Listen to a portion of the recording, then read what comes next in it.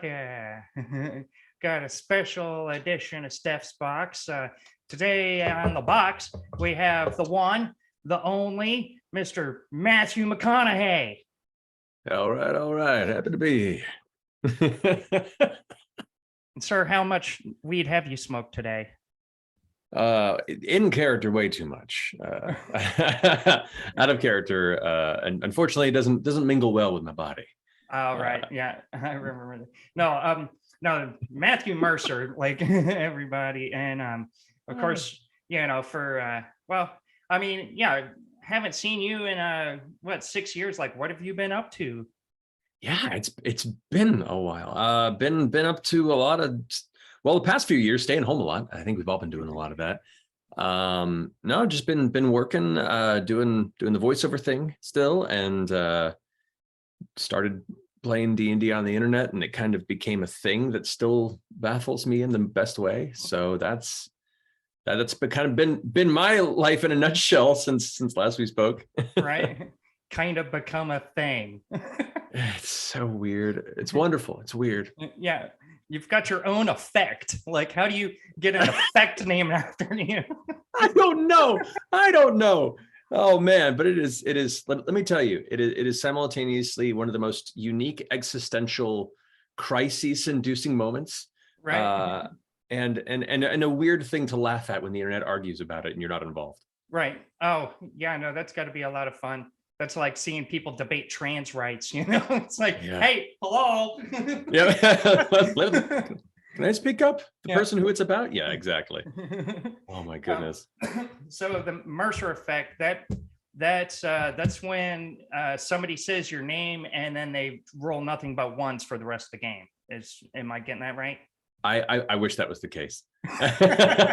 Like calling Beetlejuice, Exactly. Like if my name could bring a curse about, like some sort of mystical supernatural curse, I would be the happiest. Like that's a legacy, really. Right. That's all anyone can really hope for at the end of their days, to be on their deathbed and be like, I'll be fucking over people for the rest of my, like that's now the Mercer effect apparently is when has been a complaint from certain game masters that players come to their table expecting a particular level of theatrics, right. and presentation, which I'm sure that happens. I think it's a bit conflated, and more often than not, when you break it down, it also seems about setting expectations at a table and finding people that like the kind of game you want to run. Some people don't like theatrics. They like the more strategic wargaming, kick down doors, beat monsters, take loot kind of experience, with a little bit of story here and there.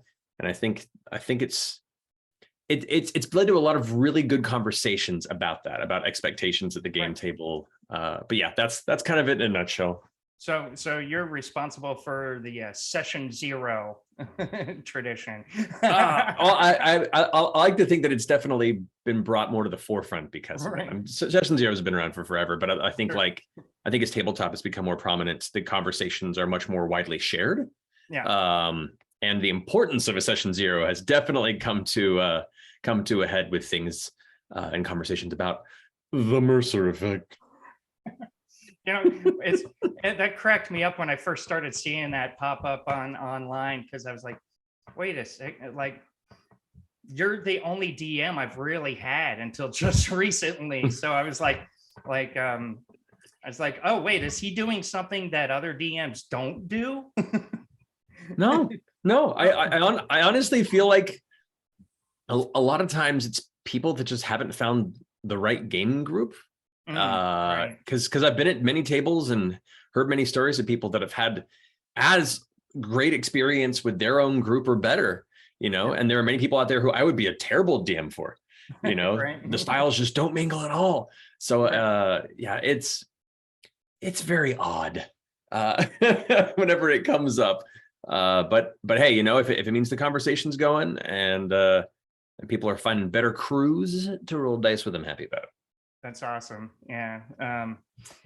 So I don't want to talk like all shop with you, because this is also like our catch-up time, because it's been a while. And of course, like I've seen interviews with you, and everybody wants to get into nuts and bolts and your career and all of that.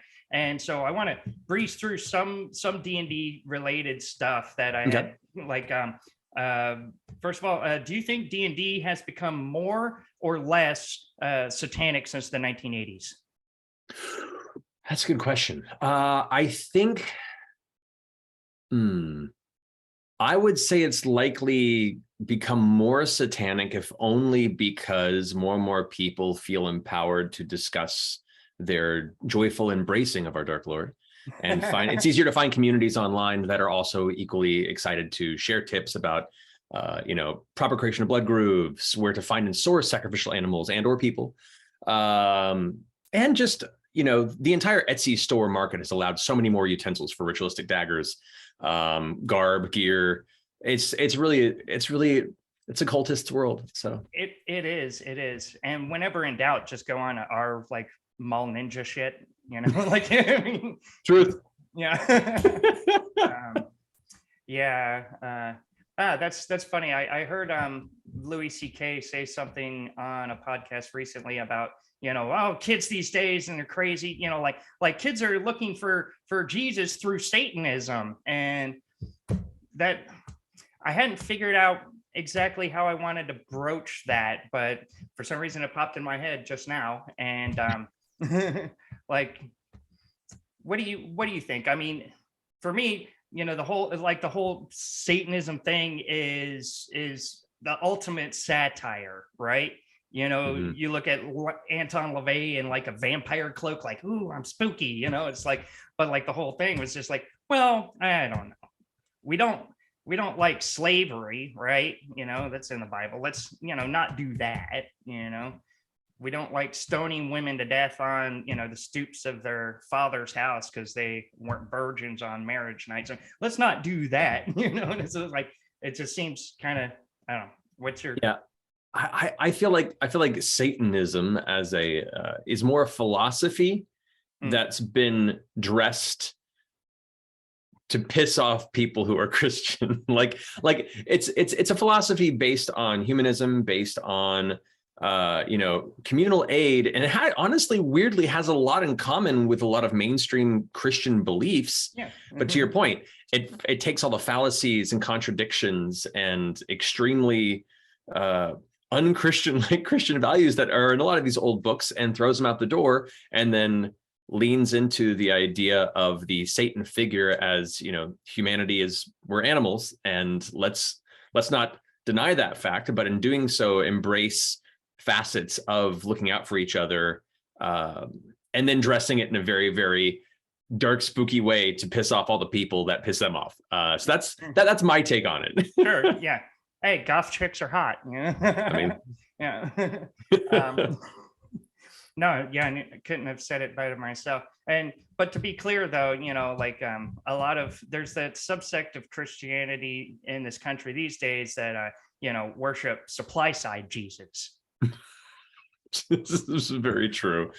Yeah, I've always been a person who thinks faith is wonderful and important. I think as culturally, historically, like there are many, many types of faith out there, whether it be religious faith or just faith in each other, faith in a philosophy, faith in different things. But I think even just faith, spiritual faith, can be a very important tool for mental health and for direction in life, and has been that way for a very, very long time in our society. It's when it comes to organized religion that abuses, faith as a capitalistic endeavor or a societally controlling endeavor that I take serious issue. Oh yeah. I have waning faith in gravity. Yeah, well, when I start getting worried about that, I'll know that you were the first to bring it up in my sphere. I'm like, Steph was right the whole time. Yep. Gravity isn't real, people. Just like birds. Oh, not the bird thing again. Oh, no. Won't it ever die? Well, the scary part is now we can build drones that look just like birds. So now, I mean, that's a legitimate concern in the near-term future. But that's true. That's true.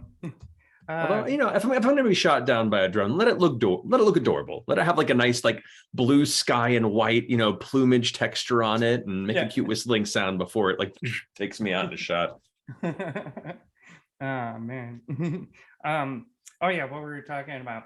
Yeah, so I had a DM friend of mine. I was curious about your because you do Critical Role every week, and he was curious like what's your game prep routine?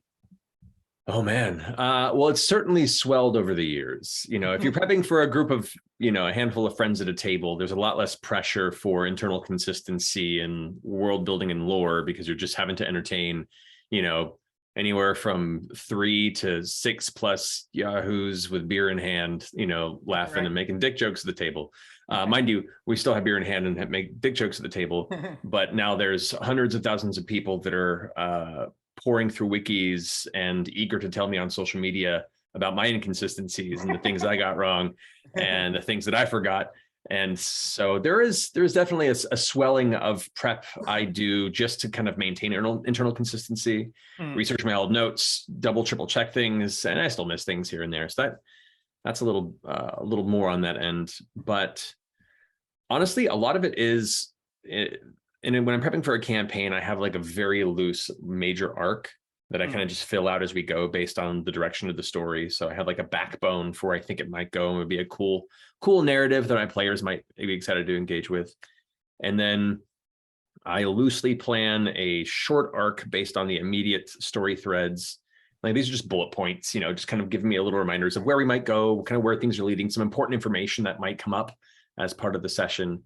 And then the meat of session to session building is based on what happened last session. So I do some world building on locations they're going to or just getting to or they're exploring more of. So I'll flesh that out a little bit, take an hour or so to do that. Then based on players' previous choices and the things they've voiced in the game they're excited about, I'll flesh out some facets of the stories they might want to engage there. And that'll, take probably another hour and a half. I'd say I prep right nowadays about equal parts the amount of time of play and the amount of time of prep.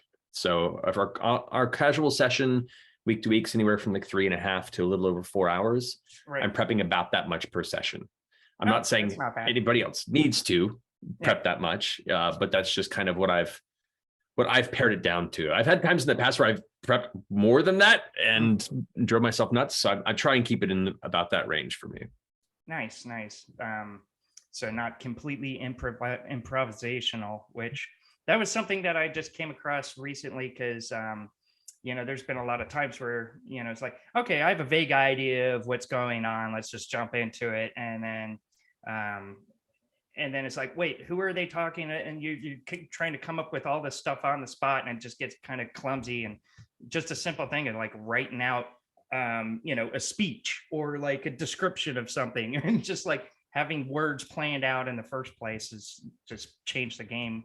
It's super helpful. It doesn't have to be fully written out either. Like I usually, with every major NPC that has an important story interaction that might happen, I'll put like a bunch of shorthand bullet points of topics and like important information they might have, as opposed to writing out a full like multi-sentence speech. I'll put like, they're eager to express the growing threat of, the Myconids. The next bullet point might be like, their family's been missing for 2 weeks, and that way I know what the topic is, but then I can interpret that based on, from an improvisational standpoint, what the players are talking about and stuff.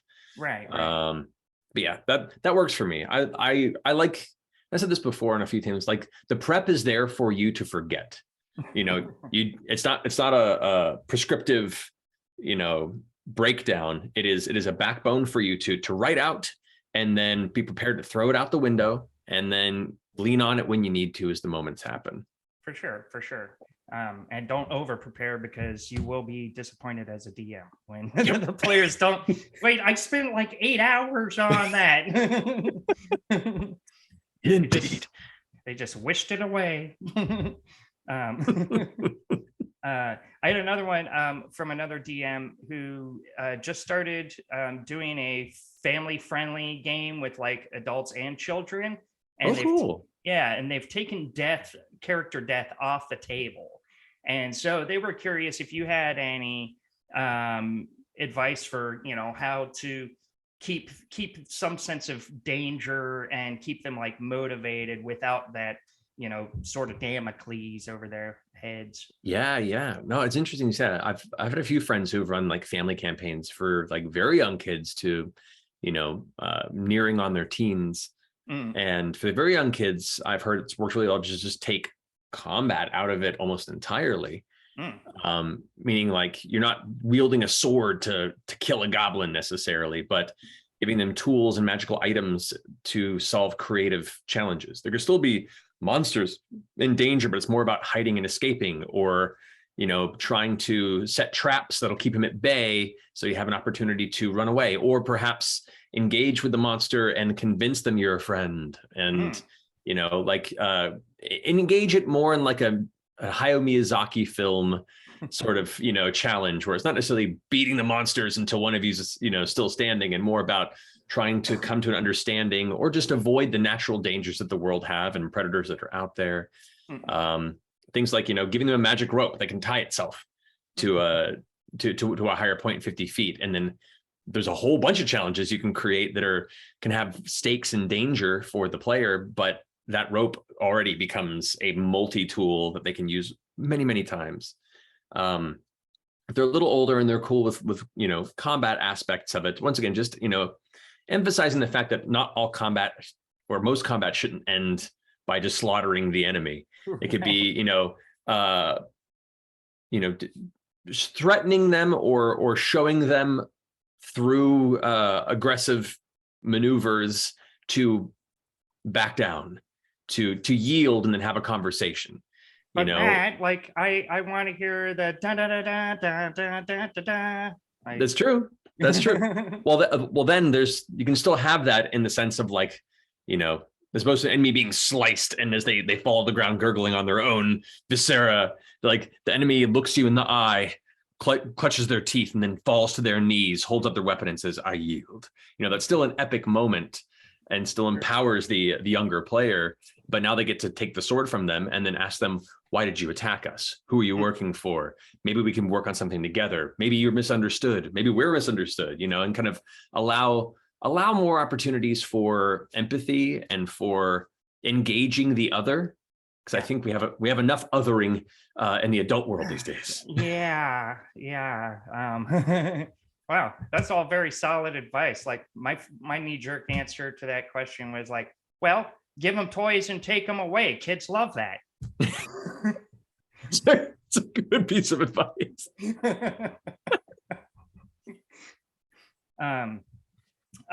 Okay, so I've got one more D&D question. Yes.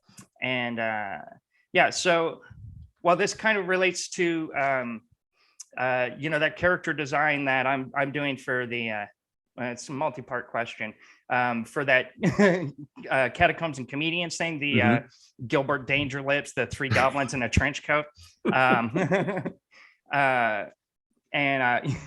So somebody told me that you had role played two kobolds in a trench coat.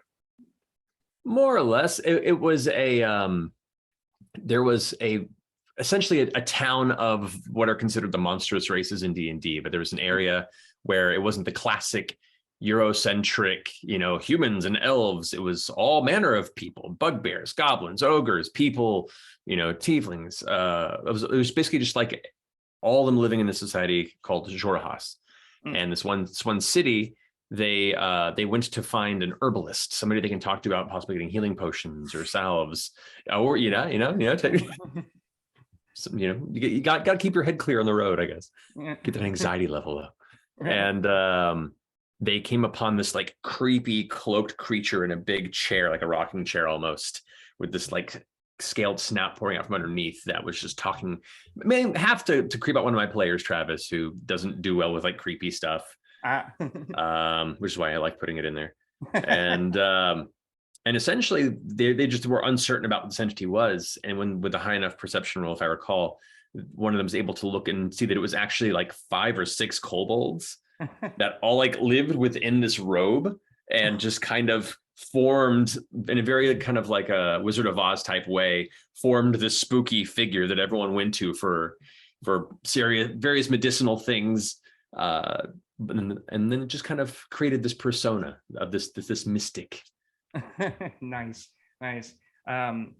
Yeah, so that question was more for me, because I mean, I've watched Critical Role. I just haven't watched every episode through A lot all of of the content. season. Which is a good thing, yeah. But so this question comes from my new DM, Dan Taylor at Zero Level Media on Twitch.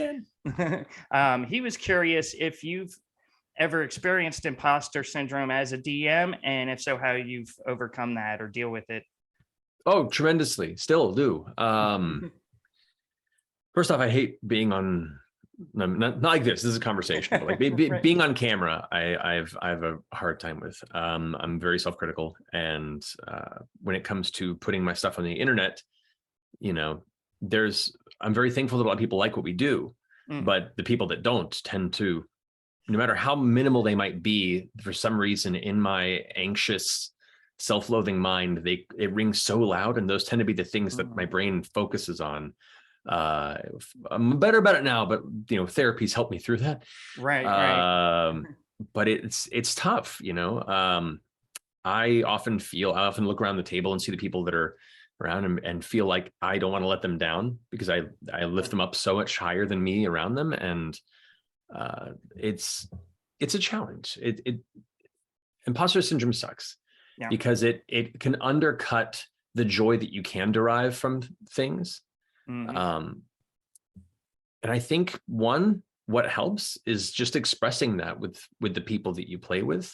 Let them know if you're feeling a little anxious. Let them know that, like, you know, check in with them and be like, are you enjoying yourselves with this game? Is there anything you want to see more of? You know, that kind of communication, I think, is very helpful, beyond just having to keep that wall of like the DM, I've done stuff and you'll just find it. You can ask your players and be like, do you like more political intrigue? Do you like more, you know, action chases? You know, is there anything you feel like you're not getting out of the game that you'd like to see more of, you know, in a vague sense? And they can express that, which gives you the opportunity as a GM to tailor a game that's more fun for them as well as fun for you. Right.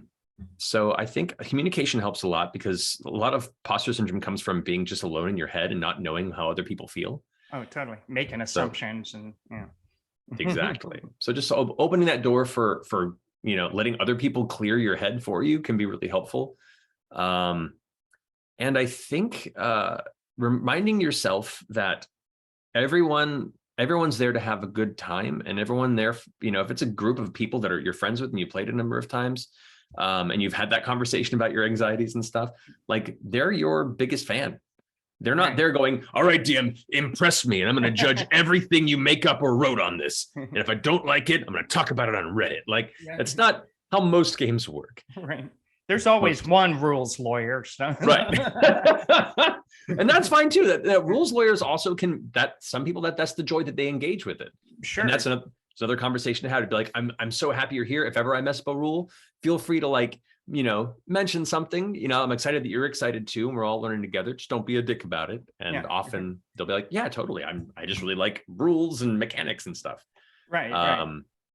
But yeah, to finish that little diatribe, I think just reminding yourself and letting the players remind you that they're here to have fun, and they're here to trust you, and there's no like heavy bar you have to hit, as long as you're just having a good time and asking questions, and, you know, raising any concerns or worries you have when they're there, so they can help talk you through it and dispel it. That'll put you in a much better headspace. For sure. That's sound advice for any aspect of life. That too. You know, what helps me with imposter syndrome is knowing that it's pretty much only affects people that are qualified or overqualified. You know, like the people that don't know how bad they are at something don't give a shit. They're not worried about it. That is true. Oh man. Tequila also helps. Yeah.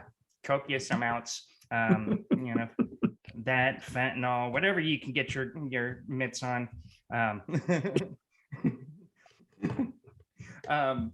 Yeah. So moving off D&D for a second. I'm sure meander back through because it's a big part of both of our lives. Yeah. But you know, you've done so much voiceover work. Like I just was watching new episodes of American Dad and saw the credits and I was like, holy shit, my cousin was in that. Whoa.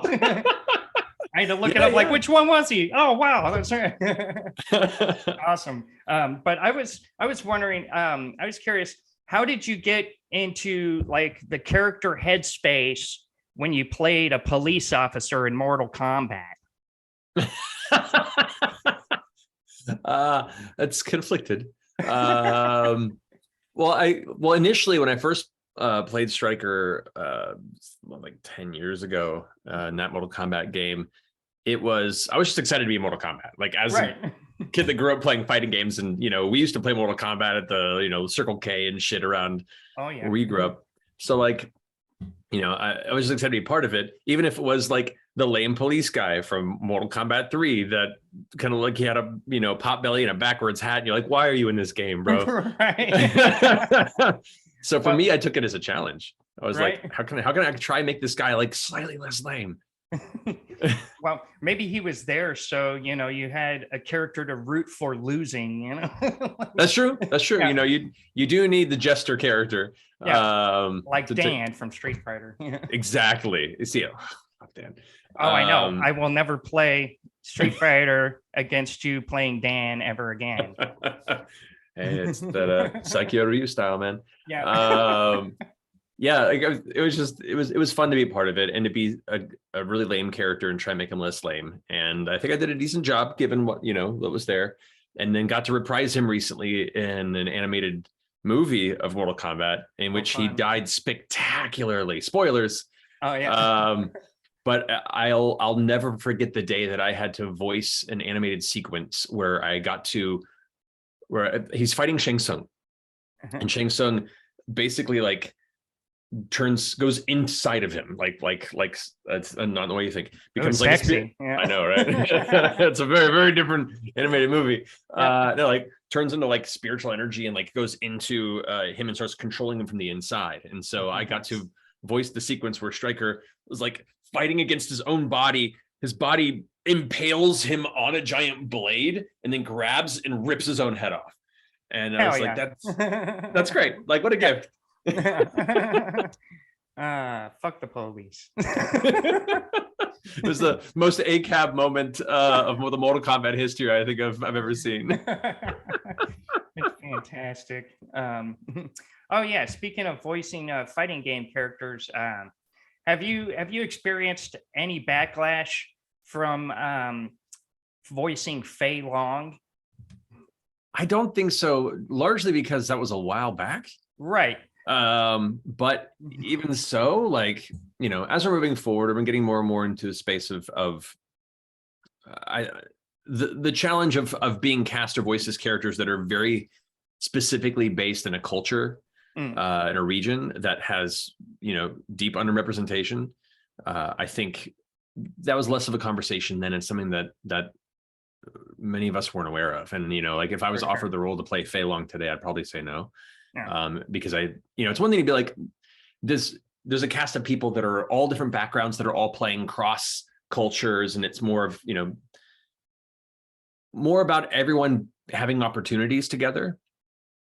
And I think a lot of this conversation stems from the fact a lot of this wouldn't be an issue if there was equal opportunities for people from all different backgrounds. Sure.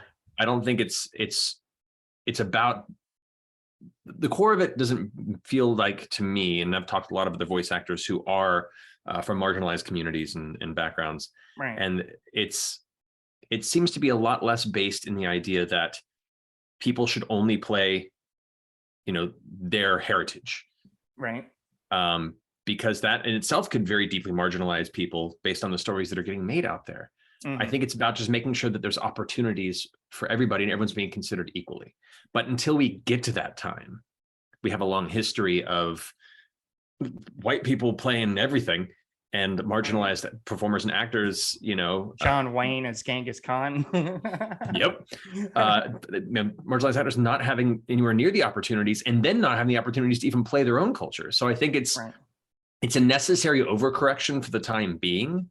in the hopes that in time we can get to a point where everyone has the same opportunities. But yeah, so to your question, I don't think I've got any backlash. And if I have, I'm sorry. I didn't know. None of us were thinking about it at the time. I was just so excited to be in Street Fighter. But yeah, if the opportunity were to rise again, I'd probably be happy to pass on that character for somebody who could do a better job than me. Wow, you should get into politics, Matt. No, God, no. Why would you say that? Well, because you're just like so eloquently like make any case, and it's like very, yeah. Well, I said eloquent, which I'm not. But I mean, it's like that was kind of a tongue in cheek, just messing around with you type question. No, fair enough. And but no, everything you said, like that's a better explanation from what you hear in like the narrative about cancel culture and over wokeness and all of that stuff. Like it's I appreciate that. Social media is a disease. And I think it's a disease because social media is designed to maximize profit through outrage. And so I think very real concerns and very real conversations for the betterment of many people that normally are talked over or ignored end up being co-opted and put through the rage bait machine, to where everything gets conflated to a point of anger and shouting matches, and the point is lost. So right. I completely agree with you, and that's why I don't use social media as much as I used to. Yeah, same. Speaking of, I try not to like get too topical on this podcast. I like evergreen type conversations, but it's just everywhere. And I know you have a pretty big presence and following on Twitter. Do you have any specific words for Mr. Billionaire Daddy Had an Emerald Mind, crazy guy?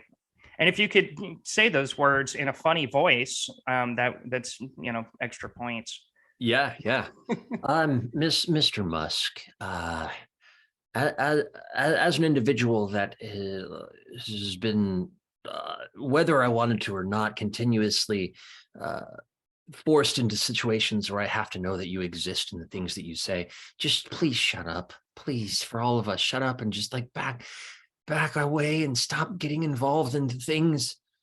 Like there's so much good you could do, and you don't. And you say you're gonna, and then you don't again, and I don't know what you're trying to do, man, but just stop, please, you're killing me.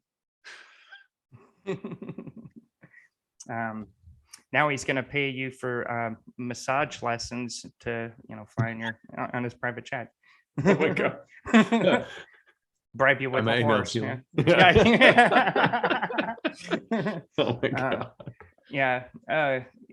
Yeah, he's kind of doing that same like political chaos thing that the far right is, that tactic of just throw out so much crazy shit all of the time that nothing will stick, because by the time people are aware of one thing, there's already something else to, it's like they're just like they've got a laser pointer and a bunch of people are cats. Yeah. It's like it's an information flashbang every few minutes. Yep. And we're all just like going, it drives me nuts. As a person that was super excited to like pre-order like one of the Tesla Model 3s, like the really, really cheap model, like semi-affordable one. Right. All those years ago, I was like, yes, electric vehicle, I'm all in, I'll go and pre-order it. Right. As the years go on, just watching him just get more and more verbal online, and I'm like, no, stop, just shut up. And now I'm like, man, it's a shame, because like it's a decent car, and I just every time I get into it, I have to sigh heavily and be like, all right, what can I trade it in for in the next few years? Like I'm just, it kills me. Do you ever use the full autopilot? Oh, it scares me. I will say for freeway living in Los Angeles, it does help in traffic. There's so much stop and go, and that's like that's where your soul gets crushed in traffic in Los Angeles, is the constant stop and go. That. No. Yeah. Let's go 75 miles, 80 miles an hour all at once, and then slam on the brakes. It's the worst. But so that, I do find that's helpful for traffic, and I hope other EVs can implement something like that, just because it saved my sanity. But that's about it. Yeah, that's a good one. I got another fun one for you. In the voice of Phineas Fizzlebottom the Green, can you tell me why Orange Man bad?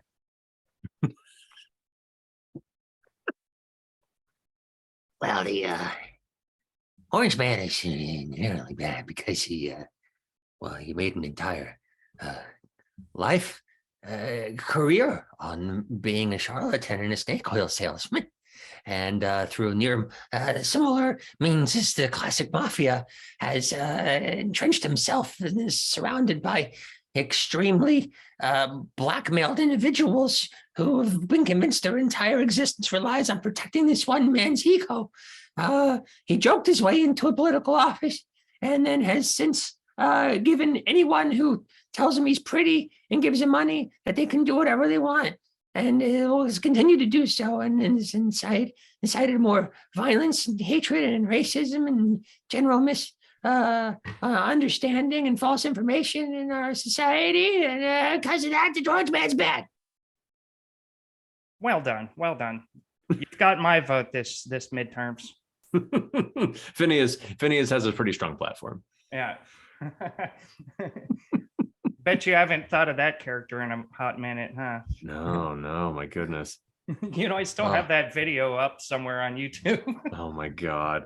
There's I don't know. I think I told you, but like there's in our high school D&D game, I had an NPC that was Natibe Curios in Exandria. Oh, really? Yeah, wow. So Natibe lives on in Exandria, was a hired mercenary of Vox Machina, and helped become like a pseudo spy master for them in the first campaign. Oh no shit, that's awesome. Yep. Wow. Yeah. I feel so special. Yeah, so if anyone watched First Season Critical Role first campaign, Natibe Curios came up a couple times. That is Steph's character from when we played in high school. My first D&D character ever. Mm-hmm. Yeah, he was a bastard, man. Double flaming short swords and invisibility. Yep. Yeah. He ended up buying a whole island, and he won that pirate's galleon by cheating at cards. Yep. Yeah, it was fun. It was funny because between you being the conniving gambler and charlatan. No, we were talking about D&D. Oh shit, sorry, that's a misunderstanding. That being your character, then we had Ian, who was just like the quiet powerhouse warrior that just ripped everything to ribbons and constantly got into fights whenever anybody gave him the wrong stink eye. Oh yeah. And then Todd, who just made the most broken archer ever. I'll never forget, there was that one time you guys had infiltrated the subterranean den of this like massive blue dragon that was asleep. And the moment it started to wake up, we went into combat, rolled initiative, and he killed it in one round. And it's like, which is like waking up, back to sleep, back to sleep forever. Yeah. Oh man. I remember when that was ridiculous. The random treasure gave Ian that girdle of giant strength, and my character is like, okay, we're going to the nearest tavern. And it's like, taking all bets, arm wrestling. And he's like ripping guys' arms off in the tavern. Oh, that was ridiculous. You remember how Ian was going around his day-to-day life, like rolling a D20 to decide like what he's gonna do? Like, should I open this door or not? Roll for it.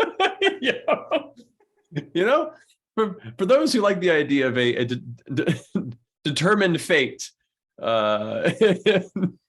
then this is the way to do it. Yeah, it's a geekier Two-Face from Batman. That's a good way of putting it. Oh my goodness. Oh yeah, like speaking of like if we're gonna do trips down memory lane, you remember that, I'm sure you remember that game, that tabletop that we were designing. Oh yeah. Yeah. Have Called you? it Armageddon was what we called it at the time. or Yeah, something? it was. Yeah, I think it was Armageddon. With a weird like mishmash of like data tables and like. Yep. Well, um, all of our gaming experience solely came from second edition D&D. And so Yep. like, we're gonna make our own RPG over the summer. And we did. Yep. And it was essentially just like weirdly a more complicated version of second edition D&D with a demon skin over it. right. I DM'd it with my brothers and some friends in South Carolina for a whole year, and everybody loved Yeah. it. Yeah, Yeah. nuts for it. But I was thinking about that the other day, and I was wondering, like now that you have your empire of nerddom, have you ever considered like making your own game? Like I know you've written a lot of content for Wizards of the Coast, and I know that because every time I try and homebrew with my DEM, he's like, your cousin already came up with that. I'm like, damn it. Oh, sorry.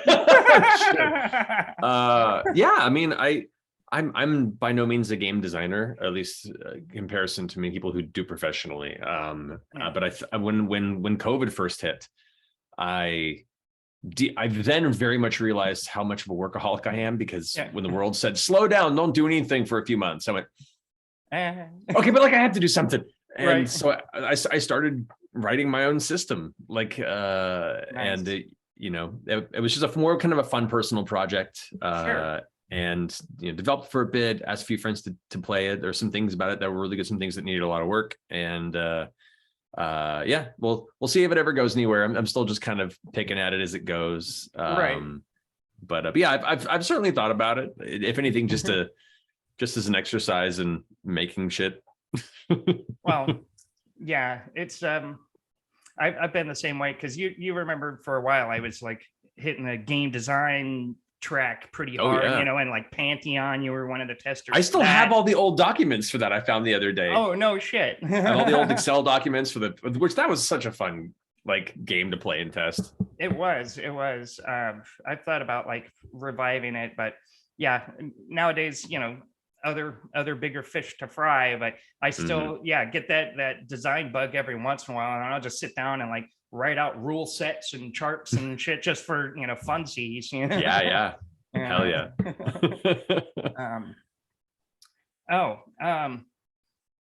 Yeah, what else did I have jotted down here? So if we do end up falling into a fascist hellscape, I know you've traveled around the world. Where would you build your magic castle?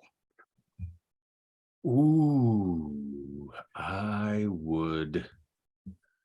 From the places I've been so far, I'd probably say South Ireland. Ooh, nice. Like Cork. I haven't been North Ireland yet there, but like we were in Cork a number of years back, and the place was beautiful. I'm going to a friend's wedding in Scotland next year, so that might change. That's where my ex-wife Erin she went to Scotland. Yeah. Shit, yeah. I've never been. Always wanted to go. We'll see if that works out. It looks pretty damn beautiful. I can imagine. So yeah, I'd probably say South Ireland. It's just so green and classy, and I don't know. Yeah. I'd like that. How about you? Well, I have yet to travel abroad, except for Tijuana to get my dental work done. But that was just like going to Van Nuys, Right. Yeah. You and me both did that.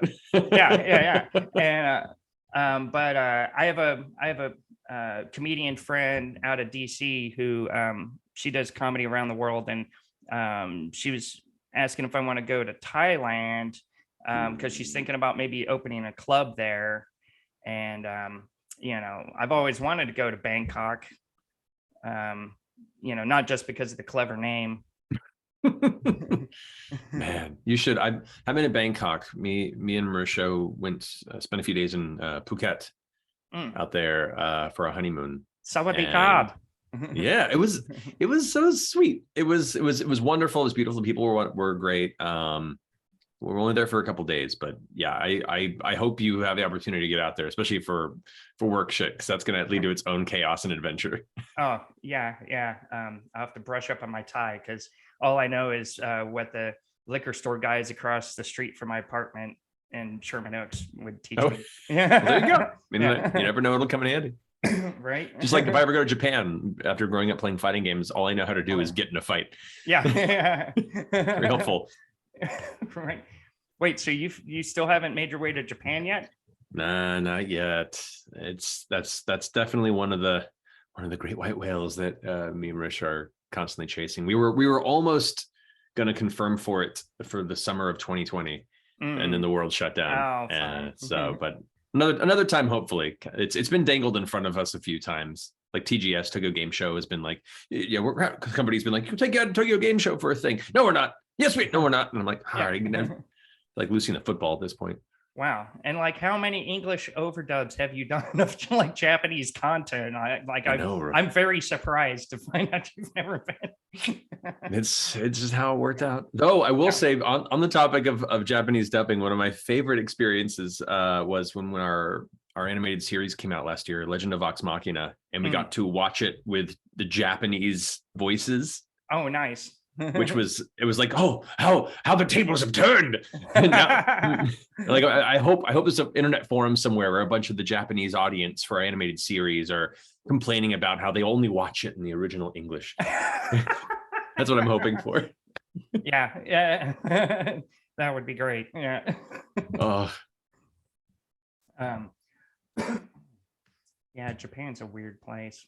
Actually, I was feeling kind of bummed out today, and then just with the political stuff, and then I saw a chimpanzee run the ninja challenge on that Japanese game show, and it was like, yeah, like climbing up, doing the rope, and it's like, yeah, of course it was a breeze for him. He's just like, he's just like casually just like hopping over things and just it's just like a walk in the park, but and all the announcers are getting all excited, like yeah.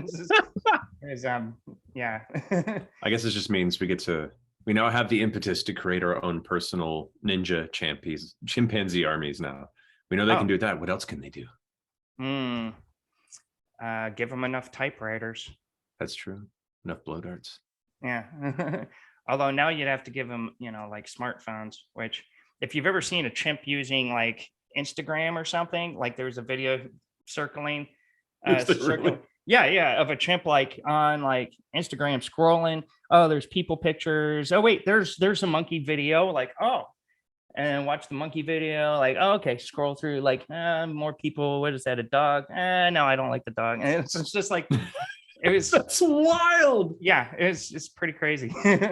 Oh no. It's because the increased proximity to human civilization, apes are, I think, being like, all evolution's kind of accelerating, and I've heard that the great apes are experiencing the Neolithic age, like they're on the civilization board now. Oh my God, somewhere in the Apple building, they're like, all right, the untapped market of primates. How can we airdrop in a bunch of our old iPhones somewhere in the Congo? Yeah, Pornhub's eyeing the bonobo market. Oh, that's an OnlyFans y'all could look into. Yeah. Oh my God. And then it seems like some people are devolving, and then I don't know. Doesn't it feel like we're really in the arm of the singularity these days? Yeah. So poor Ray Kurzweil. Kurzweil's just like, I had thoughts. Didn't quite want it this way, but man. Yeah. He's still optimistic as always, like he just focuses on, well, this is what it could be. This is what the tech's going to be able to do. Forget about what it's doing. Like it's science is about coulda, not shoulda. Yeah. Once again, it's the challenge of the hopefulness of human development and the challenge that happens when it meets capitalistic endeavors. Right. Yeah. A free market. Yes, a free market. And I feel kind of dumb, like how excited I was when when Musk first came out about Neuralink, and I'm like, Mhm. oh, cyborg hive mind. Yeah, I've been looking forward to this since I was a kid. Like that's like the ultimate crash course in empathy right there. Mhm. And it's like, oh, and Elon Musk, he's a good guy. He's trying to get us to Mars. He's trying to get rid of traffic and build a hyperloop and all of this stuff. And now, can you imagine him putting brain implants in everybody? Yeah, it's been a real unfortunate, frustrating, continuously bludgeoning you wave of reality based on the distant hope we all once had. Yeah. I still have hope because I have to. Yep.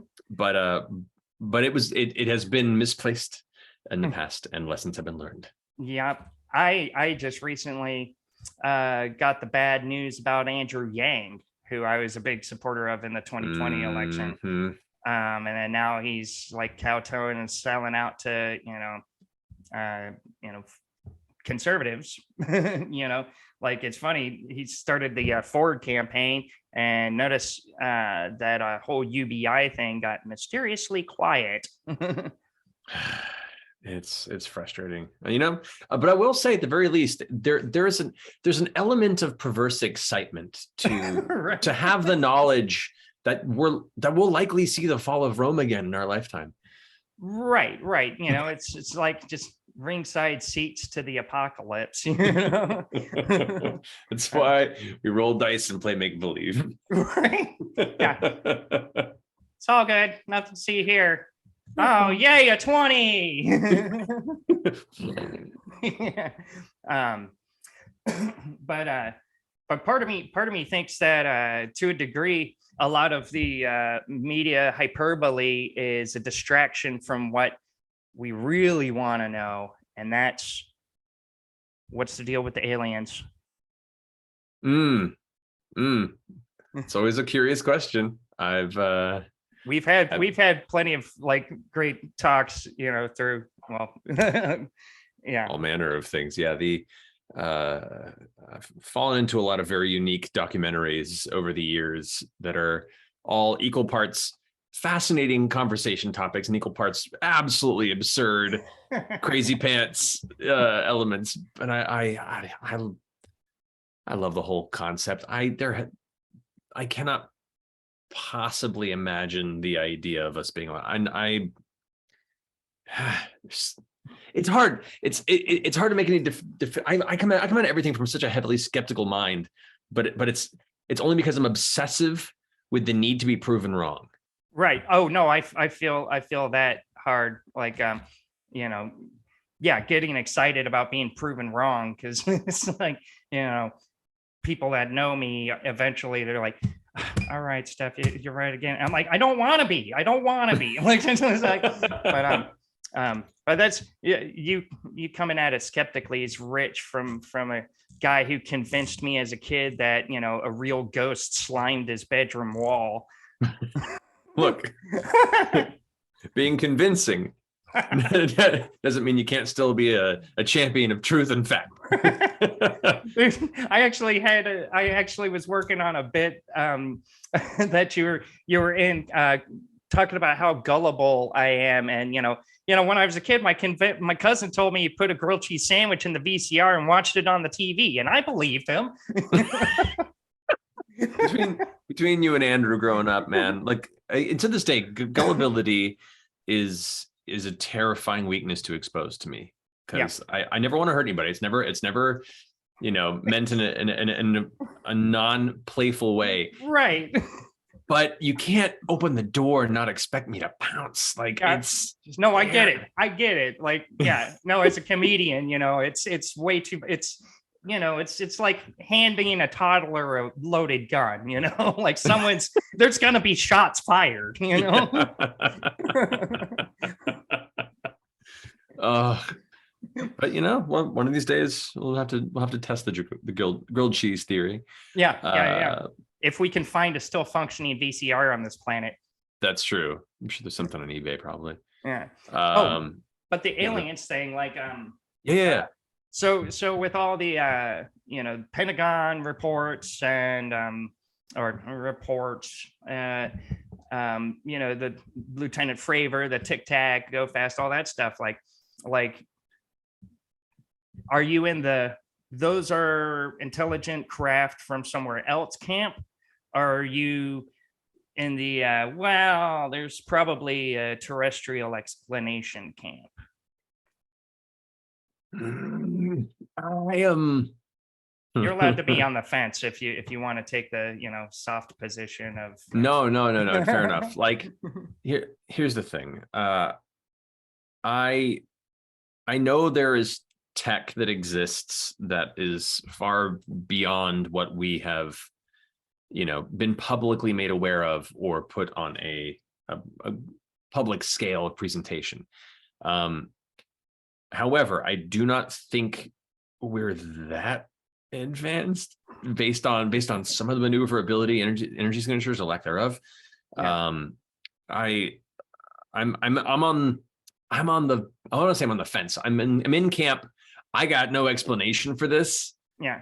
I don't think it's as clear as a lot of people claim, like, oh, these are obviously they're interdimensional lizard people that have been infiltrating society for the past 500 years. I'm like, that's very specific. Yeah. Because I have a lot of internal conversations revolving around the various theories of galactic evolution. What's it called again? The filter, the great filter. The Fermi paradox. Yes, Fermi paradox. Thank you. There is something to be said about intelligent life developing to a certain point that it just destroys itself, as if we aren't a continuous reminder of that ever-present possibility. I like to think that is also a paradox that largely exists based on our personal experience as a species. Right. So part of me, the world builder part of me, combats the very logical, like, well, this could very well just be high-end military tech that is utilized as a spy mechanic. And the part of me is like, or it could be one of these interdimensional beings. And to be honest, the more time goes by, the more I'm less excited about the idea of them being interplanetary and more being interdimensional. That excites me. Well, see, the problem with the interdimensional thing is misuse of the word dimensional, I think. That's valid, yeah. Because it's dimensional, it's a mathematical abstraction used to make equations work. It's not necessarily a whole parallel other world. As awesome as that idea is, like, that's just me being pedantic, but no, totally. Yeah. I wanted to ask you, did your dad ever tell you about his sighting, his experience? Yeah, he did.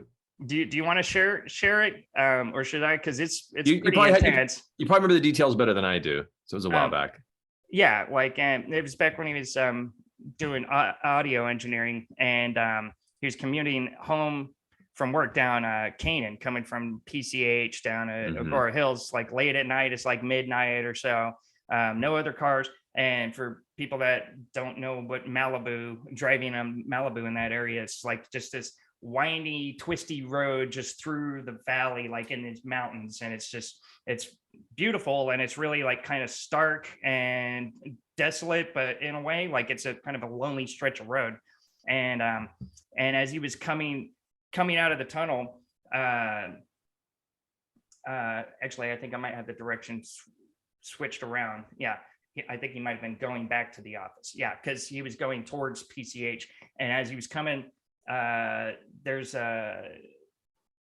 he passes this outcropping in the mountainside, this in this huge valley, this massive black triangle. He said it was the size of at least like 2 football fields, more than a football field, just like silently just cruising in between the mountains, like like just a few hundred feet away from his car, and he like stopped the car at first, like, holy shit, what is that? And then got this overwhelming like, holy shit, what is that? Like, and panicked and started driving off. And he said as he was driving off, the thing just pivoted towards the Pacific Ocean and just Yeah, haven't had an encounter quite like that. I had one weird thing with me and my wife saw years ago, but it was more like distant, you know. Oh, what was that? We were out in the middle of the deep desert at night, just kind of like camping out under the stars, looking up. Like Palmdale area. This is actually Burning Man. Oh, and right. so we were like far out, deep lie, past all the lights and noise, and just kind of by the trash fence, which is like the far end of the dark desert. And we're just like camped out on the ground, have our bikes around us with lights, so make sure we don't get run over. And we're just kind of talking and looking up the sky, and we're just looking at different stars, and saw a couple of shooting stars, saw a couple of satellites going by, and then we're talking, and then both of our conversation kind of comes to an ellipses and quiet as we both notice there's this one light that looks like it's moving like a satellite, but then it like begins to circle and curve. And I'm like, oh, what the heck is that? Is that a plane? But then it stops and just stays in one point. And then another one appears and kind of follows the same path. And they both kind of stop next to each other. And they both move in tandem at an odd angle and then shift angles slightly. Both stop. And then one goes and just vanishes in a streak like the other, a second streak of light, and they're both gone. Wow. Me and Mercer just kind of sit there for about 2 minutes of silence. Like both of us were talking and then just kind of trailed off. And then just sat there, watched the whole thing, and then just sat there quietly, like as we both processed what we just saw. And went, did you, what? And so very minor, classic, like I saw something weird in the sky type scenario. But to this day, I was like, we still have no idea quite what we saw there. Yeah, I don't know. I love it. That's one of the 5 characteristics, right? Or like the observables, they call it. I actually saw one over the San Fernando Valley when I was living there. Me and my roommate were driving across the valley towards Van Nuys I think we were coming from like Northridge, and it's like rush hour traffic in the late afternoon, and it's not quite golden hour, it's getting there, and I'm sitting in the passenger seat, and we're at a stoplight, and I'm just looking around, and then I notice there's this gray diamond just like hovering right over the city, like maybe just like 400 feet up, and and looking at it, and on each side of the diamond are like there's bright light on each one, and they're just like pulsing through gradually all of these crazy looking colors, just slowly pulsing, and there's like no logo, or there's no like, it's just hovering there. It looked like someone took an X-Acto knife and cut out a piece of the sky, and it was just matte gray underneath. That's wild. Yeah, and it's just sitting there, and I say to my roommate, hey, what the hell is that? And he's a hard-nosed skeptic, and he was like, what? I don't see, oh, what, a blimp? Why do I give a shit about a blimp? And I'm like, okay, where's the logo? Why is it not moving? It's not even buffeting around in the wind. There's no logo. Like, and have you seen lights like this? This was back in the like 2008, and so like LEDs weren't just all over the place yet, right? And so like seeing lights like that could do stuff like that was kind of out of the ordinary.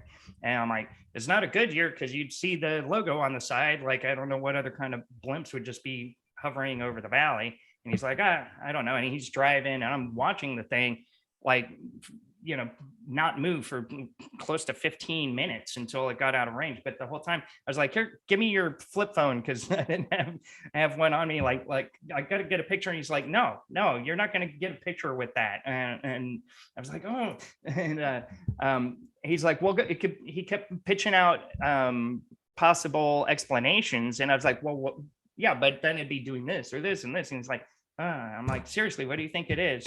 And at the very end, he's like, I don't know, the motherfucking mothership. Like I have. Man, yeah, there's enough weird shit out there. I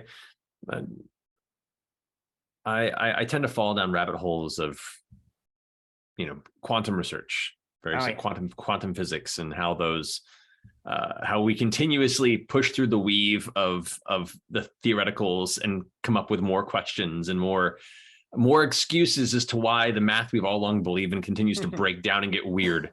And I love it. And I think that, a lot of the conversations of like, well, even if they could travel light speed, how could they get here after hundreds of years? And I'm like, I think that physical travel in that way is a very different ballgame than probably what's being utilized here.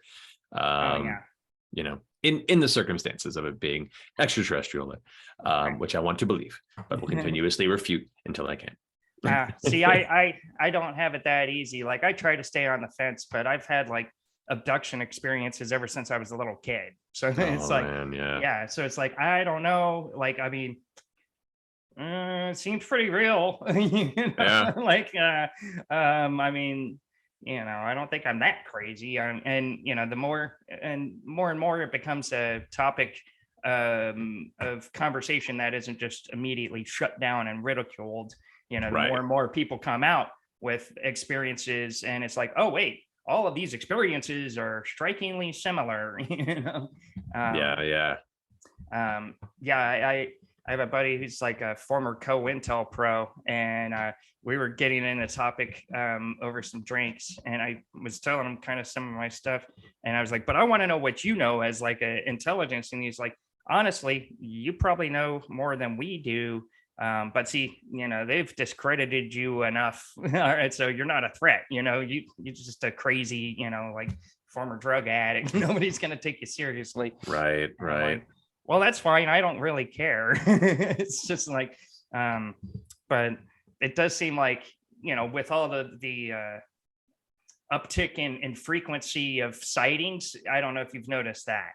I've read quite a bit about the continuous growth in kind of sightings and public conversations about it too. Right. And a lot of people are quick to say, well, they started showing up more frequently because of nuclear tests and then World War II and all of that, which could have been possible. But I don't know. This is kind of just a far out speculative idea.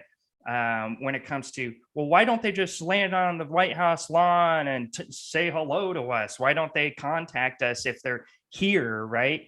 And well, they're scared of Randy Quaid. We established that. They know better. Who isn't? I mean, touche. Was it that Family Guy gag where like he lives in a doghouse outside of Dennis Quaid's mansion? Oh. But what if they're waiting until we create a super intelligence, until our singularity hits? Because if they're all like cybernetically enhanced and super smart, what are they going to get out of talking to a bunch of meat sacks? No, that's true. How sad would it be? How sad would it be that after all this conversation about extraterrestrial encounters and sharing of information, age of enlightenment, and literally they're just waiting for us to give birth to our first true AI so they can take it and be like, bye. Yeah. That's it. You go back to the Stone Age now, and we'll come back when you develop something new we can use. Exactly. I mean, it's not too far-fetched. That's one of the hypotheses floating around. I heard Tom DeLonge talking about that. I guess, yeah, that would make sense. And at that point, I think we probably deserve it to a certain degree. Speak for yourself, Matt. I'm awesome. Right. Culturally, on a larger scale. Individually, yeah, some of us can hitch a ride. We could no, we're cool. I'll hang out in the zoo as long as you keep me away from QAnon. Yeah, exactly. Oh, that brings me to another question I had for you. Since you're a Hollywood guy, you're hip and you go to the cool parties, and I was just wondering, if it's true that Jews control Hollywood and the media, why would they use their own space lasers to burn their businesses down? I mean, that's a sound logic loophole. I mean, I will say I have never encountered any circumstances in my time here in this town of any interactions with a, major Jewish cabal looking to, exact power and ownership over the careers of people around me. I don't know. But yeah, I guess I have no way of answering your question with any logic that could refute it. I think you're onto a valid point here. Yeah, but those aren't in play anymore. I mean, if I had a space laser, I'd point it at Fulton County first of all, because that's where I went to high school, and it is true. Like Marjorie Taylor Greene is the perfect representative of Fulton County. That's exactly what that place is like. Oof, Yeah. I can't even fathom. I've only heard your stories. Oh yeah, yeah. Which have been turned into comedic bits now. I can only imagine. Yeah, I think being transgender is easier than being a goth kid in Fulton County in the 90s. Oh, jeez. I'm glad. As extreme the circumstances might have been, I'm glad we got you on the West Coast for a while and got you out of there. Oh yeah. No, LA was great. Yeah, I miss the scenery. I mean, it's just one of the most beautiful places ever. But I left in 2018, and I don't have a whole lot of people that I still keep in touch with out there. Just I don't know. Lasting friendships was kind of a difficult thing for me in LA, because there's like, very, very career oriented, like, oh, well, what can you do for my career type thing in my experience, and but just from what I hear, like in the news and the media and the, blah, blah, blah, Bill Maher, like it's or people fleeing to Austin, talk about how it's turned into this festering shithole of, I mean, because the homeless problem was kind of getting bad before, like when I left, I mean, I knew a lot of people that were just becoming homeless, like dropping like flies, Yeah. It's rough out here. They're and not in the sense of like, it's bad that they should get the homeless people out of our town. Like that, that's the Orange County mindset. It's there's very little social programming getting funded enough to actually help people get back on their feet. We have an entire city that is basically far too expensive for most people to live. Then industries here that require people to live here, or honestly, in some cases, a cultural place that allows people to live here, as opposed to other parts in our country comfortably, and then straddles them with debt and additional challenges to the point where job opportunities vanish and people have nowhere to go. And there's just not enough support for social programs to help people who are in that position. There are some good charity groups out here that do good work. But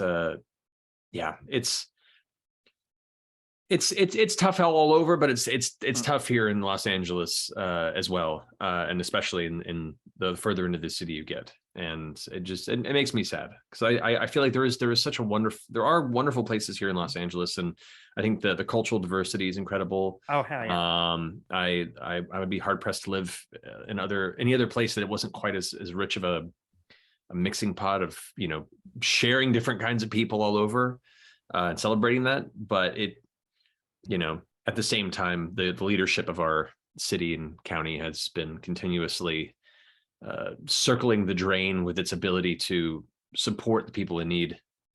Oh, really? It's been frustrating. Yeah, I think it was Viragosa was still in office when I was last there. And yeah. So see, now I'm all bummed out, Matt. I'm sorry. No, I asked the question. I'm just. You did ask the question. Yeah. I just don't have I don't have a further line of questioning on that. I was just out of curiosity, but Careful what you wish for. I guess. Unless it's but more wishes. well, that's true. Unless that part of the contract does get all the wishes revoked and you get turned into a rock. Yeah. Which does happen. Yeah, I will say to bring it to a lighter note though. There are people that are trying to get better social programs out there, both for mental health and for reform to how we deal with the homeless population. I say deal with it is how people put it publicly, but how we help and aid the homeless population. Right. And there are some pretty interesting, and I have to look it up. I can't specifically remember the names of them, but there are some people that are kind of beginning or have been developing some small programs to find and develop inexpensive housing. And it's challenging in an area like Los Angeles where land for sale is such a rare commodity. But there's people that are like just outside of the city, some of the high desert areas. There are people that are starting to develop alternatives to just shucking people off into outer regions and actually getting them housed and getting them up onto their feet. And often all it takes is just a little bit of an opportunity to pick oneself up and give them the direction. Well, I'll say this, that one of the big problems that I was seeing firsthand, and one of the reasons I ended up having to leave was the meth problem. Like, yeah, when I left, it was so prevalent. Like, in Ventura County, meth was cheaper and easier to get than marijuana, which is, recreationally legal in California. And, so it's just tweakers everywhere, trying to, the problem with that is, if you just are locking up drug addicts in prison, and then just come out and, that whole recidivism thing. I don't know. What do you think about how Oregon is doing it? Just like decriminalize everything and, try and treat people out of it instead of, penalizing people for their, mistakes. I think it's a much better direction to go. I think, drug addiction is an illness, but it's an illness that is instilled by socioeconomic issues and a privatized for-profit prison system that is designed to maintain exactly that cyclical process. Hello. So we have a very broken societal structure, and I think the fact that people are having more conversations openly about how broken it is and has been, and that Oregon being an example, people looking for alternatives and to I think it's hard at the outset because any sort of change, you're fighting against the lobbyists, you're fighting against the political parties that profit off of those cycles and use them as platforms to build their political influence. It's hard for people to, on a larger scale, to pay attention to these endeavors. I think it's going to take time for it to show the fruits of its labor, to come back with real math and real, finalized studies over years that show the hopeful improvements that it has brought to that area, and then it can be proven to be adapted to other places. Because right now they're just fighting the loud politicians who shoot it down with old societal talking points. Right. It's the all the draconian. I see the current socio-political landscape as sort of like the death knell of the old vanguard. They're on their way out. So it's like, okay, well, we gotta put our stamp on history, and we've got to, okay, well, your legacy's gonna suck. Like if aliens ever find it underneath the radioactive rubble in the future.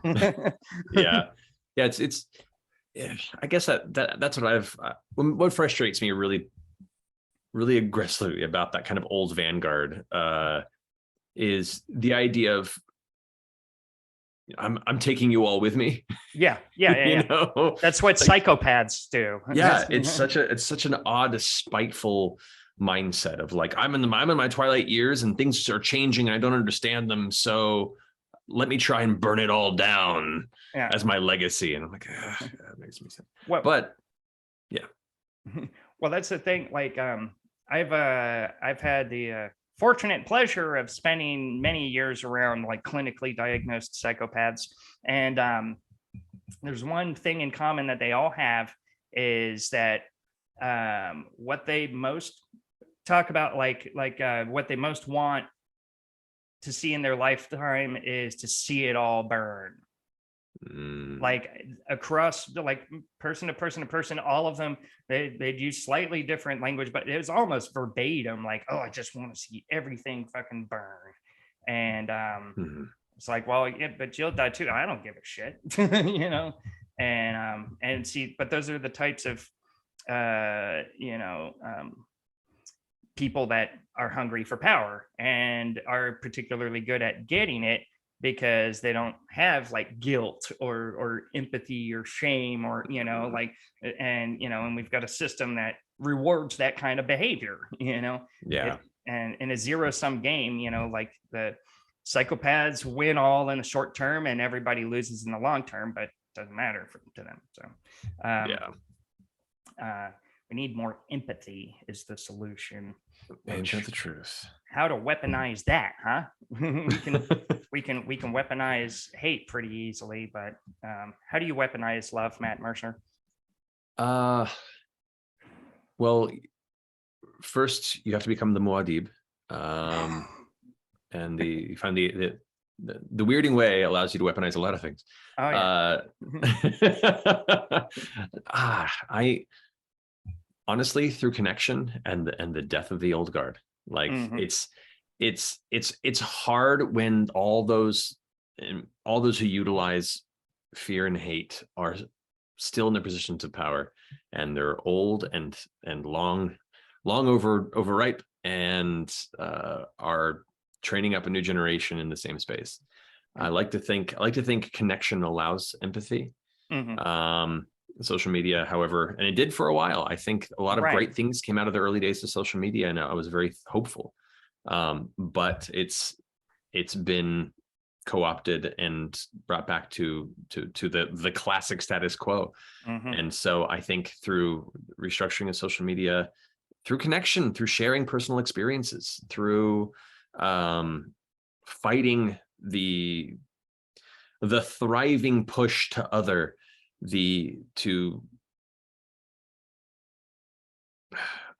I'm not certain how to weaponize empathy. I just want to spread more of it. Right. I'm just and at the same time, I'm a voice actor who plays D&D also for a living. I am by no means the person that should be pontificating loudly on a soapbox about how we can fix the world.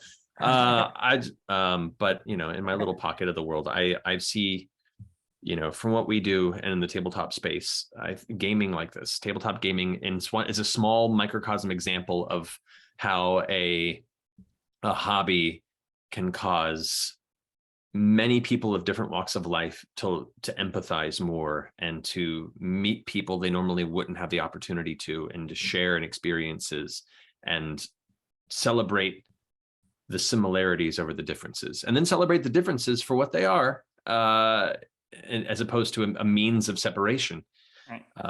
And I, in my small sphere of the internet, I see a lot of good coming out of that. And ultimately what we want to do with Critical Role and through Critical Role Foundation and things like that is with what grace we're given in this short time to promote that sort of an experience. But ultimately we're just a bunch of gamers and nerds, and we can't make a broad effect, but we hope to do what we can in what small pockets we can.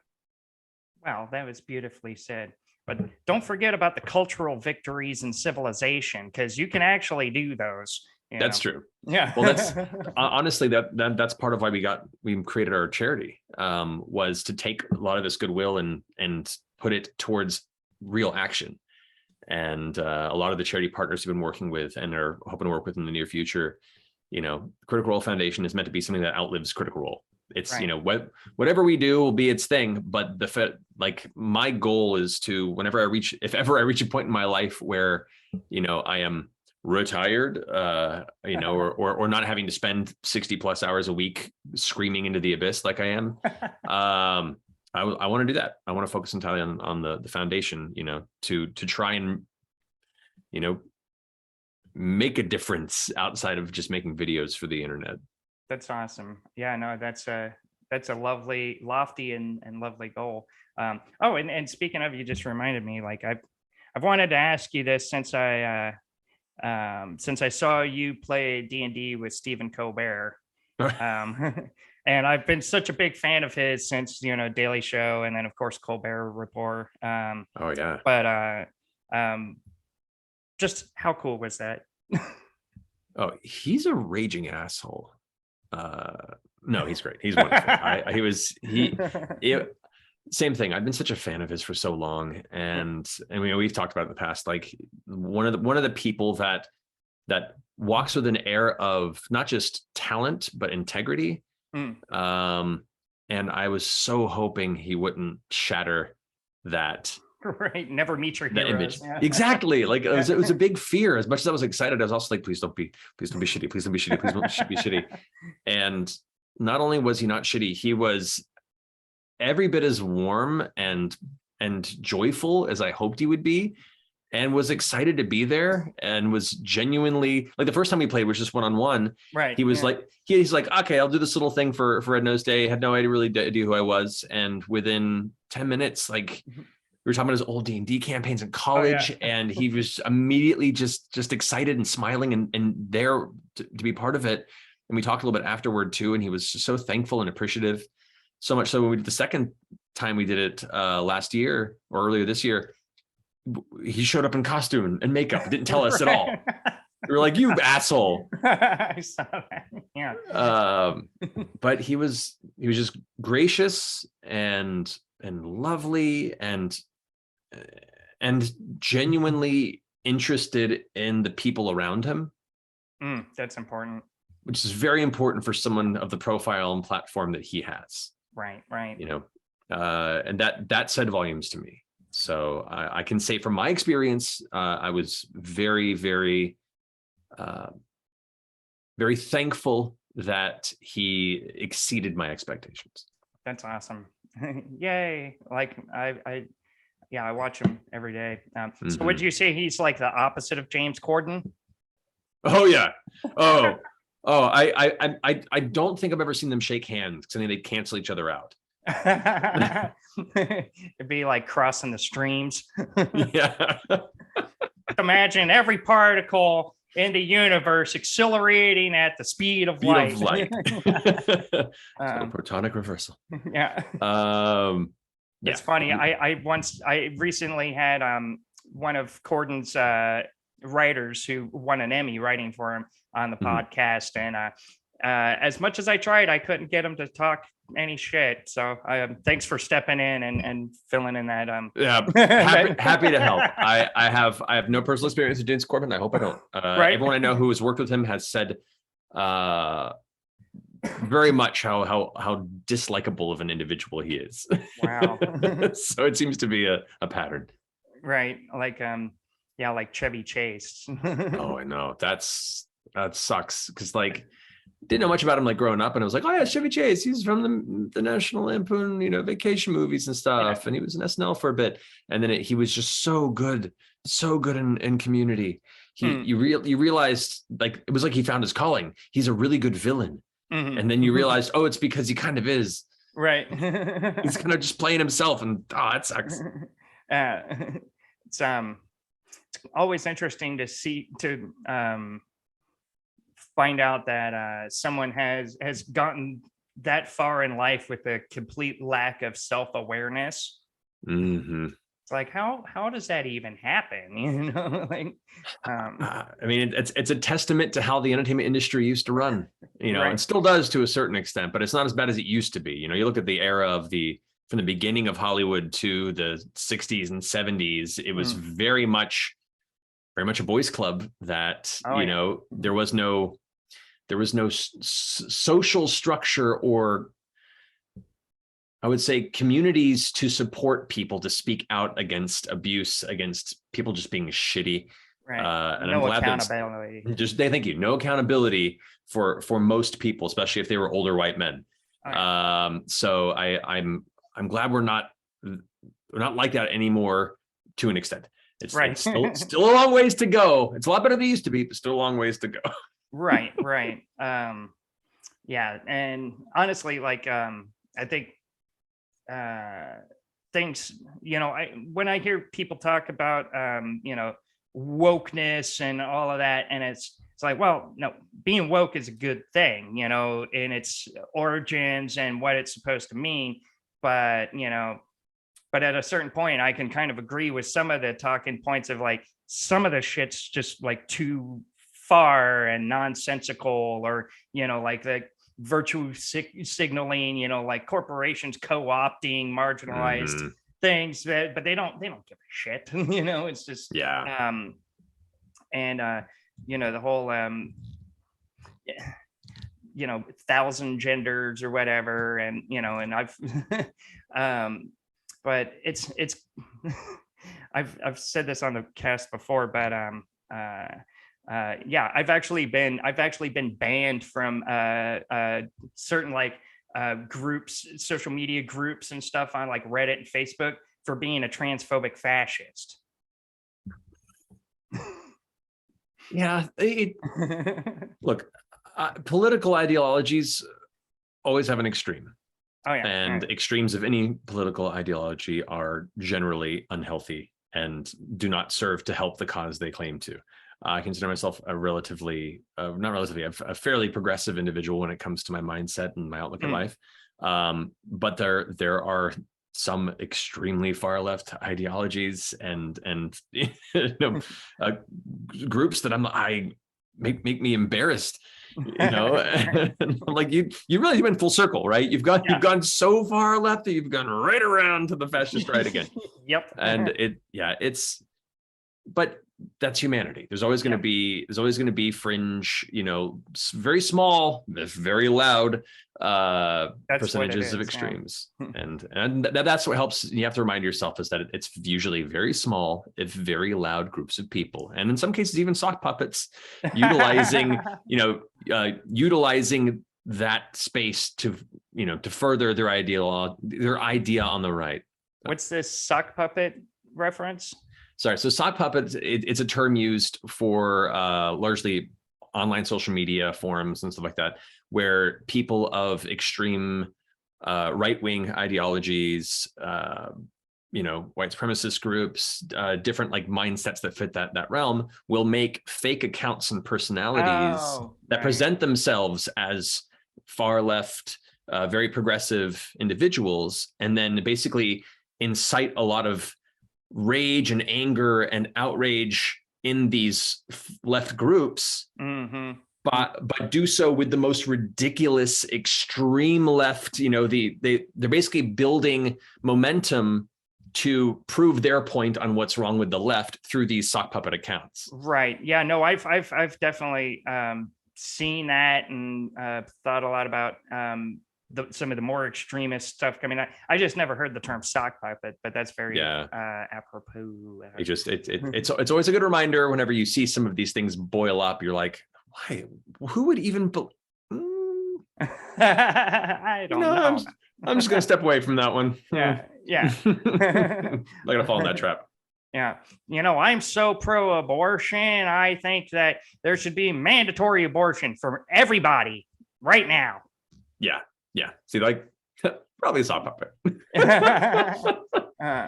I have a solution for or one of my ways to weaponize love and empathy. DMT smoke grenades. Honestly, that's kind of great. I don't know why I haven't thought of that. That's really. Here, go play with the machine elves. Holy shit! I'm gonna hold on to that one. That's a great answer. Yeah, no, feel free to spread the word. The head of the death particle for me, buddy. Oh my goodness. Speaking of, how was Burning Man this year? This year was hard. This year was hard. It was first year back in 3 years, and for us, it was creating our own camp for the first time, which was there's a lot of work involved.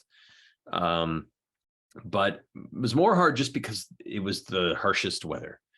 Of all the years that I've been, this year was the continuous dust was the worst it's ever been.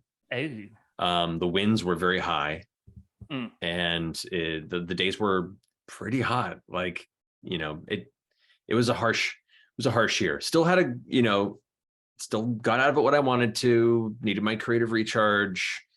Needed to renew a little bit of my faith in humanity and the arts. Especially after almost 3 years away from it, I didn't realize how much I relied on that until it was gone.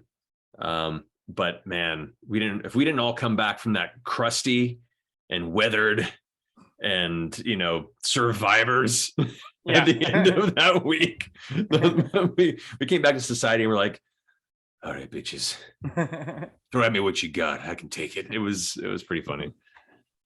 But next time, everything will be the Road Warrior. Honestly, me and my wife have said it a few times. For all of the it's art and community and delightful space. The harsh survival aspects of the burn have instilled us with a number of survival skills that I think will come in very handy when the eventual apocalypse hits. I'm thankful for that. Right. Oh man, yeah. I've wanted to go ever since I saw it on Malcolm in the Middle. So that's how I found out about it. And that episode is great. I know, right? And it's it looks really super cool. I'm sure you got pictures of your encampment and stuff up online that I could check out somewhere. I can text it to you. I generally don't put it online because as the years go on, we've had more and more circumstances of people coming there to find us. To the point where there was one guy years ago who showed up to our camp at the time with a shirt that said, "I'm here to meet Matt Mercer." And it was like, bro, no, that's not how this works. It's not. No. Oh wow. Yeah, so for the most part, like we don't publicize where our new camp setup is for that reason, but I can send you some pics. Oh, that would be awesome. Because your mom told me that you were doing something really cool, and we built some weird shit. Nice. Speaking of, have you blasted off? Have Today? you seen? No. Have you seen? Have you? Yeah. No, I start every morning with a couple of hits of DMT. You got to do 3 in a row, and you got to hold them in for as long as you can, and then I forget that my eggs are on the frying pan, and then but that's what the trick rabbit's been after all this time. No, I did try DMT once because I was with friends who were like in this like geohensic dome, and I was like, what is going on? They're like, we're doing DMT one. I was like, I guess. And it's not for me. Yeah. It's not for me. It was like, I don't know. I don't even think I took enough to do a full crazy experience, but it was just enough to be like, this is weird. Shadows are getting longer. My friend Zach's over there chuckling, and his fingers are just kind of like stretching like Mr. Fantastic style. I'm like, no, that's not fun. And it was just, I looked down at the pattern of like the kind of carpet, and then got to see like the fractal, like almost like a giant machinery factory that was like building smaller versions of themselves. I was like, this is weird. Yeah. And I was like, I'm okay. So you just barely had a touch, like they didn't talk to you or anything, or no, it wasn't an experience. Like, I have friends who've done, who have done full DMT experience. I have friends who've done the full ayahuasca experience, and they all have unique stories and that from that regard. And I'm fascinated by it. I've definitely watched documentaries and read a bunch about it. And maybe one day I'll end up doing an ayahuasca journey just to be an asshole. But well, nothing... from what I know, like I haven't done ayahuasca, but I've blasted off on DMT, and my other psychonaut friends who have done ayahuasca, like they're like, it's a rough trip. It's not a pleasure trip. It's it's boot camp, you know. But DMT, like I basically like shot out through the simulation and communed with all of the souls of past lives that I've interacted with since the dawn of time that weren't here in this life with me. And we missed each other a lot. And, they told me how much they loved me and missed me, and I'm doing a great job. And like the whole time I was just like crying, like, oh, I miss you too. And like, and they're like, well, don't worry, we'll see you again. Not too soon though. Haha, you're not going to die too soon. Right. And I'm like, you guys are fucking with me. Yeah, no, it's good to see you. You're like, come back anytime. And it was just life-changingly like beautiful. Like, I mean, it kind of, reaffirmed some of my suspicions, that I had from, back when I was way down in the occult rabbit hole, Right. When I first moved out to California with you guys, and taught you all about the Necronomicon. Oh yeah, no, I mean, I still got my Book of Solomon's Rings, and Taliesin over the years has very much upkept my occult research as the years continue. Right. Just research, not practice. You just not practice, just research. No, yeah, you just need to know how to draw a summoning circle in a pinch. Yeah, you never know. It certainly helps with world building. Oh, for sure.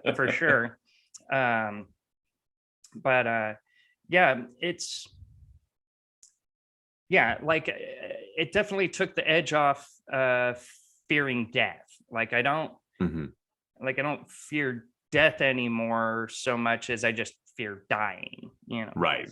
The transition's kind of rough. Yeah, because I think that'll probably hurt a bit. That depends. Yeah. There's more painful ways, I guess. Well, I'm happy to hear it was such a positive experience. I've heard that from people I know who have kind of had similar journeys, and who knows if at some point in my life I feel I want to try and do that. But I definitely didn't have that experience. Right. They're like, what the hell's that on the ground? Why is it making more of itself? Yeah, mine definitely felt a little more like the hotel lobby and the lizard people in Fear and Loathing. Oh, yeah. It's a little more like that. Like, why am I here? I'm not scared. This is just weird and uncomfortable. Damn it. That's such a good movie. Who probably had a pretty easy transition. If you're gonna go out, I know it's got a bad rep, but I think David Carradine had the right idea. The throes of pleasure. Yeah. Like, have a little death and a big death at the same time.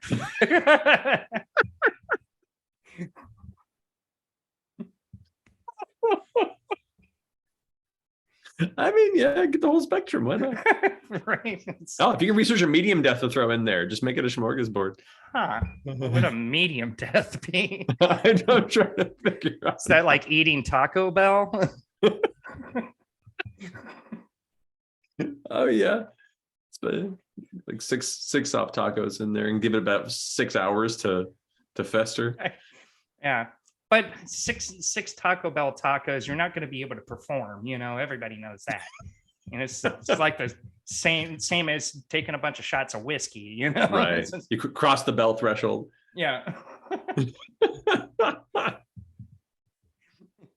That's it. I've hacked my chemistry too far. Biohacking goes bad. Right. Oh my God. Taco Bell. Every now and then the urge kicks. Rish is a big Taco Bell person. Like on like the late night drive home, pass by the drive-through. She's like, "Can we stop?" Okay. We regret it later, but in the moment it feels so good. Right. Do you used to crack me up. Anytime we'd get fast foods, you'd always at the order box put on like some different voice, usually one of your old man voices.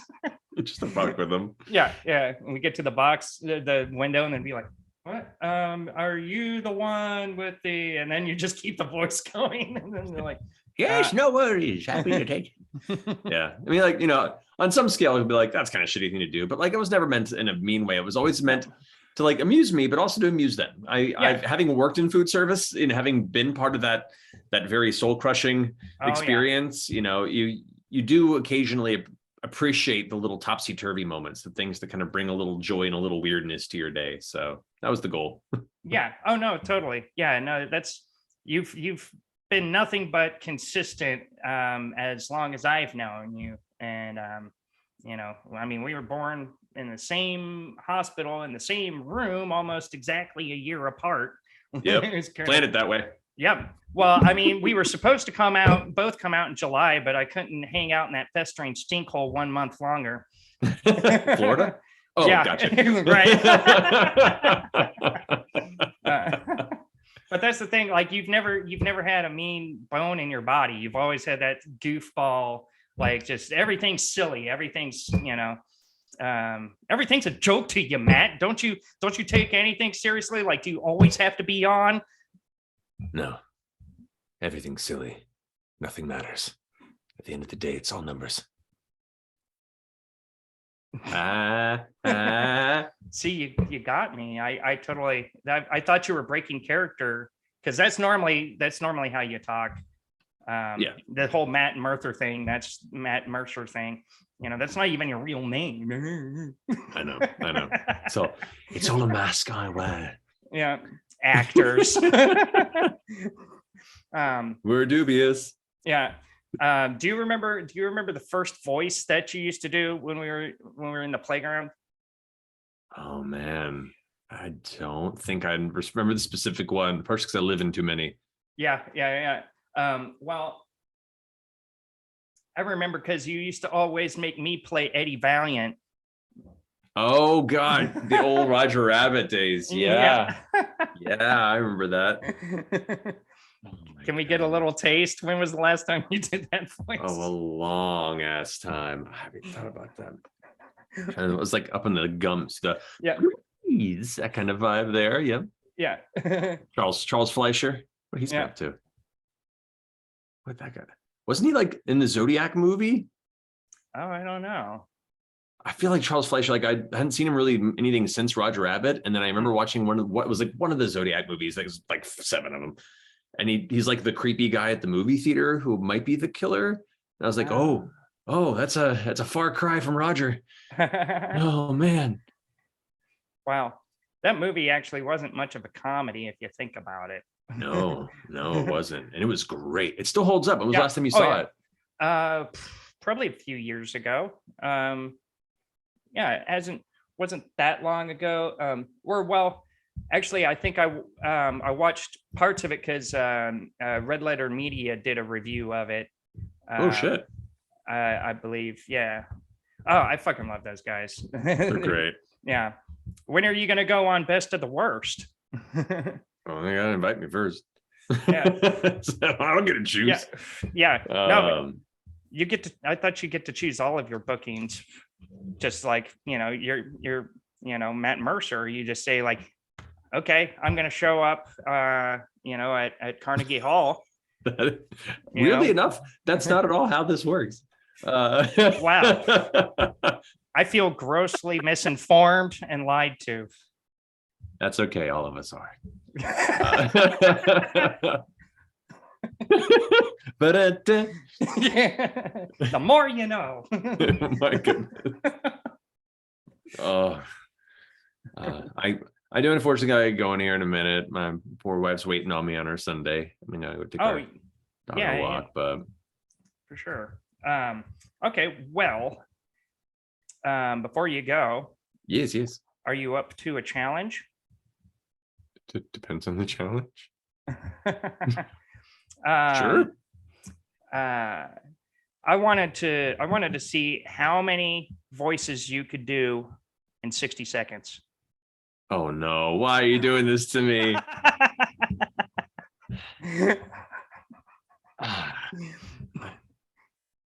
You don't have to do it if you don't want to. No. I mean, dance, monkey, dance. I know. Well, yeah, essentially. I'm trying to think, especially okay. I mean, like I'll go quality over quantity because then I can just like word would like be just its own kind of weirdness, like a malfunctioning, android. Michael Winslow's having a stroke. Right. Okay, ready when you are. Okay. Go. Actually, I need something to read. That's what I need. Oh, okay. Let me find a. Oh yeah, because trying to improv on top of that, it's a lot of concentration elements here. Here we go. All right. I think I can do. Where I'm finding the Gettysburg Address. That's so perfect. It seems like the right thing. Okay, here we go. On the eve of democracy, Matt Mercer going for the world record. All right, ready? 1, 2, ready, go. 77 years ago, our fathers brought forth on this continent a new nation, conceived in liberty and taken to the proposition that all men are created equal. Now we are engaged in a great civil war, testing whether that nation or any nation so conceived and so dedicated can long endure. Well met on the great battlefield, and there we have his war. We have come to dedicate a portion of that field as a final resting place for those who were here, gave their lives, and that nation might live. And it's altogether fitting and proper that we should do this. I don't know how long that was, but that's a chunk there for you. I look at the idea. Okay. Well, 44 seconds. That was 25 voices in 45 seconds. We'll extrapolate from that. Yeah. I'm sorry. I know that was such a stupid idea, but I just thought it would be silly fun. Oh yeah, no, it's fun. It was fun. That was great. Like, it was stupid. I love it. I love the stupid silly. Yeah, I figured. well, Matt, this was such a pleasure. Catching up, and hopefully we can do it again sooner than later. And without the pressure of viewers out there in the internets. Critical watching eyes on all of us. Oh, is that a drone? It's a drone. Looks like a bird. The FBI's got a radio gun and they're cooking my brain. No, thank you so much, Steph. It's long overdue and just so much fun getting to hang and chat about a wide spectrum of weird things. I love it. Yes. Yes. Well, dude, thanks so much. And give Marisha my best. You guys enjoy the rest of your Sunday, and you too. Much love to you. You as well, Steph. Take care. Bye. Bye.